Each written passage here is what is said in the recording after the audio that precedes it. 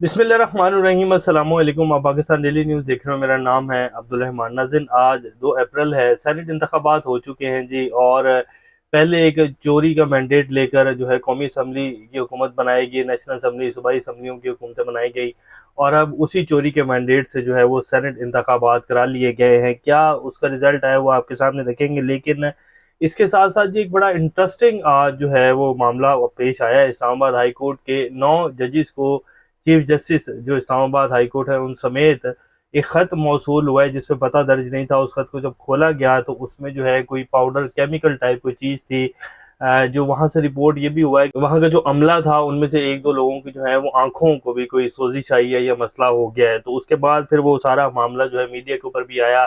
तो वो ख़त क्या था, क्यों भेजा गया, 9 जजिस को ही क्यों भेजा गया, इसके पीछे कौन हो सकता है, बगैर जो है वो एड्रेस के ख़त इस्लामाबाद हाई कोर्ट पहुँच कैसे गया, क्या कोई आम बंदा या आम शहरी या किसी आम बंदे की हरकत हो सकती है। मेरा तो नहीं ख्याल ऐसे हो सकती। इस ख़त के बारे में जो तफसीलात है वो आपके सामने रखेंगे और जो रिपोर्ट हुआ है। इसके साथ साथ इमरान खान साहब ने जी जो आज मीडिया से बात की अडयाला जेल में, और जो उन्होंने जो रिपोर्ट हुआ है मीडिया के ऊपर, हम तो वो आपके सामने रखे हैं। जनरल आसिम मुनीर साहब के हवाले से उन्होंने बिल्कुल स्ट्रेट फॉरवर्ड इल्ज़ाम ही कहेंगे या जो भी आप कह लें, उन्होंने कहा कि अगर बुशरा बीबी को कुछ होता है तो इसके जो मैं ज़िम्मेदार ठहराऊँगा वो जनरल आसिम मुनीर साहब होंगे। और उसके बाद जिससे मीडिया के ऊपर एक बहुत बड़ा तूफ़ान बरपा है और वो कह रहे हैं कि जी कैसे खान साहब ये इल्ज़ामात लगा सकते हैं। हालाँकि अगर देखा जाए तो जो बुशरा बीबी के साथ हुआ है, उनको कस्टडी में होते हुए उनको 2 दफ़ा पॉइज़न दिया गया है। फिर जज साहब के सामने इमरान खान साहब ने कहा कि जी आप इनकी स्किन देखें कि अभी भी इनकी स्किन के ऊपर जो है उस ज़हर के तासुरात मौजूद हैं, तो इनका चेकअप जो है वो करवाया जाए। और इमरान खान साहब ने मीडिया में क्या सहाफ़ियों के साथ बात की वो भी आपके सामने रखेंगे।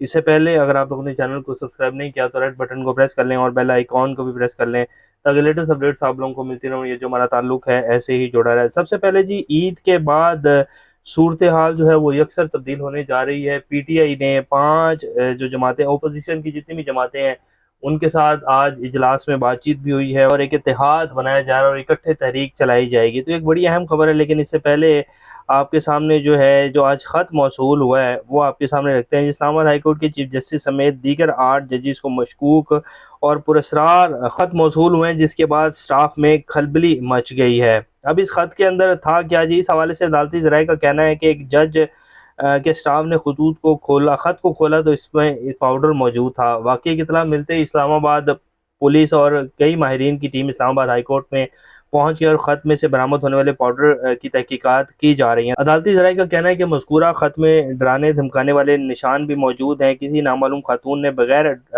एड्रेस लिखे ख़त हाई कोर्ट जज को इरसाल किए हैं।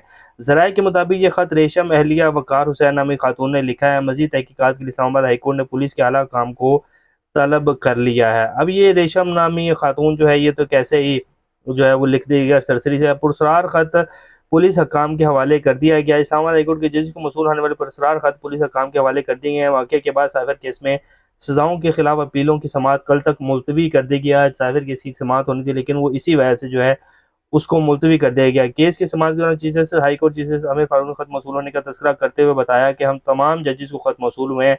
ख़त में एंथ्रॉक्स की मौजूदगी का बताया गया है, केमिकल जिसकी हम बात कर रहे थे। चीफ जस्टिस आमिर फारूक ने कहा कि बुनियादी तौर पर हाई कोर्ट को थ्रेट किया गया। आज की समाअत में ताख़ीर की एक वजह यही थी और मुकदमा दर्ज करने का हुक्म दिया गया। अब ये इस तरह का केमिकल जी कौन बंदा भेज सकता है, और ये ख़त जो है बगैर एड्रेस के हाई कोर्ट के जजिस को मौसूल हो जाना, ये कैसी बात है? अजीब सी बात नहीं है क्या? मैं कोई ख़त लिखूँ उसके ऊपर एड्रेस भी ना हो तो वो हाई कोर्ट के जज के पास पहुंच जाएगा? इम्पॉसिबल, ऐसा नहीं हो सकता है। ये बाकायदा डाक का जो है एक सिस्टम होता है, एक निज़ाम होता है, उसके ज़रिए आप फ़र्ज़ करें कि जी आप ख़त डालने जाते हैं, तो आप जब वहाँ अपना नहीं लिखेंगे, एड्रेस नहीं लिखेंगे, तो वो आगे उसको लेके ही नहीं जाएंगे, वो ख़त वैसे ही रह जाएगा।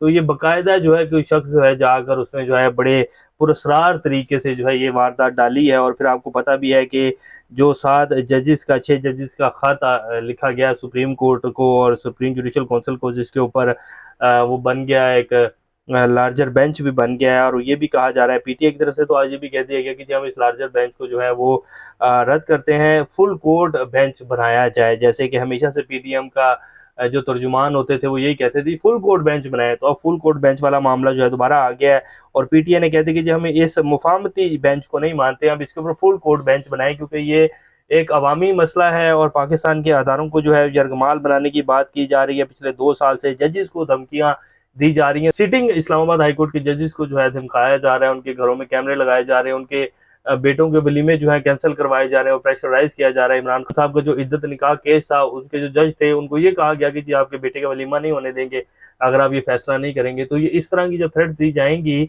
तो जब ये सारा मामला होगा और फिर यूँ खत का आ जाना, तो ये कोई आम ताम तो नहीं है। इसको अगर आप इंटरलिंक करके देखें तो बहुत सारी चीज़ें जो है वाज़ेह हो जाती हैं। तो अब ये जो चीफ जस्टिस हैं हमारे काजी फाइज ईसा साहब, उनके ऊपर काफ़ी बड़ी जिम्मेदारी है। देखते हैं कि वो इस जिम्मेदारी को कैसे निभाते हैं। वैसे जो उन्होंने पहले जिम्मेदारियां निभाई हैं आवाम के हकूक़ के हवाले से, वो भी आप सभी जानते हैं कि पिछले 2 साल में जो कुछ हुआ है। वैसे उनको तो साल सवा साल भी अभी पूरा नहीं हुआ है, लेकिन खैर जब से वो आए थे अगर वो तभी अवाम के हकूक़ का तहफ़्फ़ुज़ कर लेते तो पिछले साल में भी जिस तरह की वारदातें डाली गई हैं, अवाम को जिस तरह तशद्दुद का निशाना बनाया गया है, जिस तरह के केसेस और जिस तरह बेबहा लोगों के ऊपर केसेस बनाए गए, अदालतें कुछ कह रही हैं फिर भी केसेस बनाए जा रहे हैं, एमपीओ के तहत लोगों को उठाया जा रहा है, जजेस को ब्लैकमेल किया जा रहा है, जजेस को प्रेशराइज किया जा रहा है। और चीफ जस्टिस साहब को इस सारे मामले का पहले से ही पता था, अभी वो चीफ जस्टिस नहीं बने थे। तो ये जजेस जो हैं उमर अता बंदयाल साहब के पास भी गए थे, इस्लामाबाद हाईकोर्ट के चीफ जस्टिस को भी बताया था। तो चीफ जस्टिस साहब को इस सारे वाकये का जो खत लिखा गया इसका पहले से ही इल्म था। तो जो उन्होंने पहले जिस तरह की जो है अवाम के हकूक़ का तहफ़्फ़ुज़ किया है उसको देखते हुए तो नहीं लगता। बहरहाल देखते हैं कि अभी ये कल जो इसके ऊपर समाअत होगी, सादरुद्दीन लार्जर बेंच समाअत करता है या बेंच टूट जाता है और उसके ऊपर फुल कोर्ट बेंच बनता है। वैसे तो फुल कोर्ट बेंच बनना चाहिए ताकि 14 के 14 जजेस बैठें और अवाम को पता चले कि जी अब जो फैसला आया है ये वाकई फैसला आया है। तो देखते हैं बहरहाल क्या बनता है। लेकिन आज ये खत जो है मिल गया और धमकाया गया बेसिकली ये खत भेज कर जी।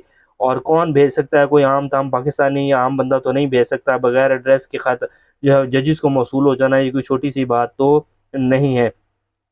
ओपोजिशन जमातें जी मुत्तहिद हो रही हैं और पीटीआई ने आज वाज़ेह ऐलान भी कर दिया और वो कह रहे हैं कि हम ग्रैंड ओपोजिशन अलायंस की जो है तश्कील के लिए जा रहे हैं। आज उनका एक इजलास भी हुआ है जिसमें जमात इस्लामी भी थी, वो जो अख्तर मेंगल साहब की जमात अख्तर मेंगल साहब भी मौजूद थे। इसके साथ साथ पीके मैप के सरबराह जो हैं अचकजई साहब भी मौजूद थे, एमडब्ल्यूएम के सरबराह अल्लामा नासिर अब्बास साहब भी थे और सुन्नी इत्तेहाद कौंसिल तो वैसे इमरान खान साहब के साथ है। जीडीए का भी हवाले से बात की जा रही है। तो ये सारी जमातें अगर मिल जाती हैं, मौलाना फजल रहमान साहब को अगर आप साइड पे भी कर दें, और मौलाना फजल रहमान साहब भी कह रहे हैं कि जी तहरीक चलाएंगे, अगर वो नहीं भी मिलते और तहरीक ही चला लेते हैं जिस तरह के वो बयानात दे रहे हैं कि जी ईद के बाद तहरीक चलाएंगे, तो फिर तो हुकूमत चलती हुई नहीं नज़र आ रही जी। और ईद के बाद सूरत हाल जिस तरह की दिखाई जा रही है मीडिया के ऊपर, जो खासतौर पर BMLN की हुकूमत दिखा रही है कि जी वाह बल्ले बल्ले, हमने तो 5 साल की जो है वो अपनी काबीना तश्कील दे ली है, अब 5 साल हम कहीं नहीं जाने वाले, हम मुल्क को जो है दिन दुगनी रात चुगनी तरक्की देंगे। तो ये होने नहीं वाला है। जैसे कि इमरान खान साहब का जी वो कल तोशाखाना वाला केस हो रहा है, आज 190 मिलियन पाउंड केस में भी जो समाअत हुई है, तो तमाम गवाहान ने ये कह दिया कि इमरान खान साहब ने और बुशरा बीबी ने इससे कोई फ़ायदा नहीं लिया। तो अब जब ये चीज़ें भी सामने आएंगी तो ये केस भी फारिग हो जाएगा और साइफर केस भी फारिग हो जाएगा, तो पीछे बचेगा क्या। और इमरान खान को जिस दिन अनाउंस किया जाएगा ना कि जी इमरान खान साहब जेल से रिहा हो रहे हैं, पूरा पाकिस्तान चौक हो जाएगा जी, ब्लॉक हो जाएगा, दुनिया हैरान हो जाएगी। इमरान खान का जिस तरह का इस्तकबाल किया जाएगा और यही खौफ है बेसिकली कि इमरान खान बाहर आ जाएगा तो सारा का सारा निज़ाम जो है वो गिर जाएगा, यही खौफ है। और अब तो जो है वो तरले मिन्नतें की जा रही हैं बेसिकली जी। सेनेट के इंतखाबात में जी पीपी ने 11 नशिस्तें ले ली हैं, मुस्लिम लीग ने 6 नशिस्तें हासिल कर ली हैं और फैसल वावडा साहब भी कामयाब हो गए हैं। इस तरह आज़ाद उम्मीदवार भी कुछ कामयाब हुए हैं। तो ये सेनेट के इंतखाबात भी जी वैसे ही धांधली के साथ जो हैं वो हो गए हैं। तो ये इस टाइम की कुछ ताज़ा तरीन सूरत हाल है। पर इमरान खान साहब कहते हैं और उन्होंने बिल्कुल वाज़ेह ये कहा है कि जी ये भूल जाएं कि कोई जो है बात होगी, अब तो बात वाली कहानी ख़त्म हो चुकी है। अब तो सिर्फ जो है साडा हक इत्थे रख वाली बात है, मैंडेट वापस करो, आइन के मुताबिक चलो, हर इदारा अपनी हदूद में रहे, अपनी औकात में रहकर जो है काम करे, इसके अलावा कोई बात नहीं होगी। और ये नहीं हो सकता कि इमरान खान जो है बात कर लेगा। इमरान खान मर तो सकता है, झुक नहीं सकता, और NRO तो कभी भी नहीं देगा। तो ये बिल्कुल वाज़ेह कर दिया है। तो देखते हैं कि ईद के बाद क्या सूरत हाल बनती है। इंशाल्लाह बेहतरी आएगी जी और लाजमी आएगी। अपना और सैन का ख्याल रखिएगा। अल्लाह हाफिज़।